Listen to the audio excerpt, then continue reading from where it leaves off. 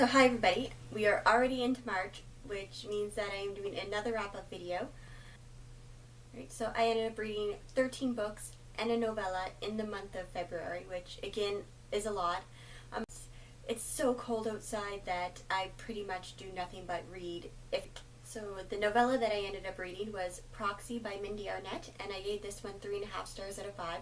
It was a good story. It was a prequel to Avalon, and I absolutely loved Avalon, so it was really interesting getting to see how the team came together and what are their missions.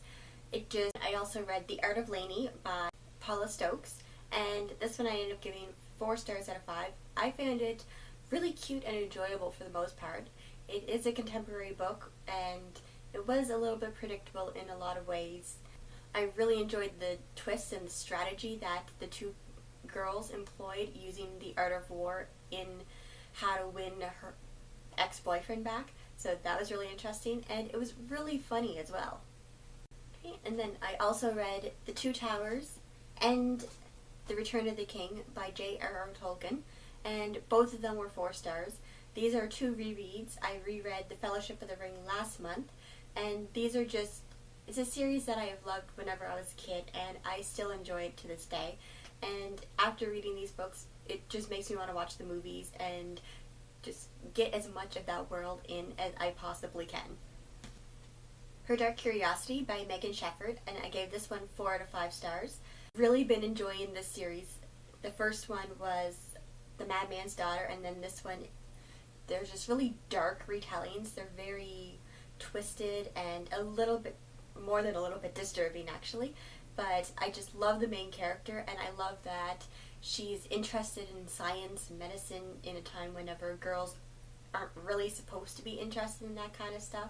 And The Pledge by Kimberly Derting, and I gave this one 3 out of 5 stars. I wasn't really blown away. The world building was interesting, but it was just, I found kind of predictable, and I was reading just to find out if I was going to be right and it was going to end the way that I thought it was going to end. Uninvited by Sophie Jordan, and this one I gave 4 out of 5 stars. This one was definitely disturbing in a lot of different ways. The main character ends up being testing positive for this thing called the kill gene, and that kind of destroys her life because now she is predetermined to be some kind of violent murder psychopath, and the government needs to put them on watch lists and all this. And then I really liked how the main character handled things, where she was kind of judgmental about people who had been tested, and then even after she was tested, she didn't change right away. There was a lot of growth throughout as she kind of became more accepting, I guess. Drink Deep by Chloe Neill. And I gave this one 3.5 out of 5 stars. I've been enjoying the Chicagoland vampire series. It just hasn't been blowing me away as much as other series that are out there. I've kind of been finding it a little bit more predictable than like the Vampire Academy series. I don't know, maybe I was just expecting more because the character is older. The character's 28 years old instead of being a teenager. So maybe I was expecting just more twists and more darkness, and it's still pretty early on in the series. I think there's 9 books out now, so maybe it's going to get a lot darker. Clockwork Angel by Cassandra Clare, and I gave this one 3.5 stars out of 5. I wasn't completely blown away by it, but I definitely would say that I enjoyed this one a lot more than the first one of the Mortal Instruments, City of Bones. I like the setting in this one more than today's New York, and the characters, you know, Tessa and Will and Jem, just right now at least I like them more than the characters in the Mortal Instruments series. So I've only read the first 3 of the Mortal Instruments series, and I've only read the first one of this one, so we'll see how it goes. Control by Lydia Kang, and this one was done as a read-along. I will link down below the Goodreads read-along group that a lot of people were participating in. I gave this one 3.5 out of 5 stars. Again, it wasn't something that completely blew me away. I really liked all the talk about genetics in it, and the different mutations and how that worked and all the science behind things, because I absolutely am fascinated by genetics. But there was a lot of twists that I did see coming, and the main character did annoy me a lot, and the love story wasn't at the forefront, but it was still a little bit fast. So The Promise of Amazing by Constantine, and this one was 3 out of 5 stars, and that's probably rounded up from maybe about 2 3/4 stars, because I had a really hard time with this book. I really liked one of the main characters, Ren, but the character Grayson I had a really hard time with. So whenever the book is told from both their point of views, it was really hard to get into it, because every time it was Grayson's turn, I was just like, again, really? Go away.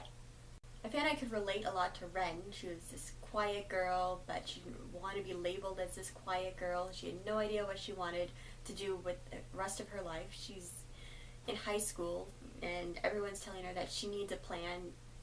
Grayson, a lot of the time, I just found him to be kind of a jerk, and there never seemed to be any serious consequences that stuck to him, even though he did some pretty horrible things throughout the book. And everything just kind of wrapped up with a nice little bow, and it felt like there should definitely be something more than everybody getting off scot-free. Once by Carey, and this one was 3 out of 5 stars.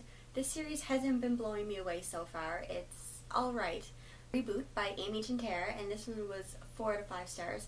I found this one really hard to put down. It was still at times a little bit slow and a little bit predictable, but it was really good. A really interesting world, and I'm really excited to see where they go from here. Starcrossed by Josephine and Angelini, and this was another reread, so I'm pretty far along into my plan of rereading at least 25 books this year. This one was 4 stars out of 5, and I'm really happy that I liked it just as much as I liked it the first time, because I find sometimes whenever I'm rereading a book, my reaction is more, why did I like this book? But I didn't get that at all from this one. I really like the twist on all of the different mythology, and it's definitely one of my favorite series. For the month of March, I've got 5 books planned. I have Fates by Lainey, Faking Normal by Courtney C. Stevens, Clockwork Prince by Cassandra, Clare, All That Glows by Graudin. I'm not quite sure how to pronounce that last name.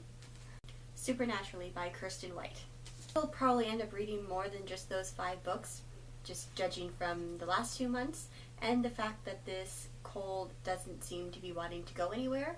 But other than those 5, I'm not quite sure what I'm going to be in the mood to read. So that's all for now, and I'll see everybody next time.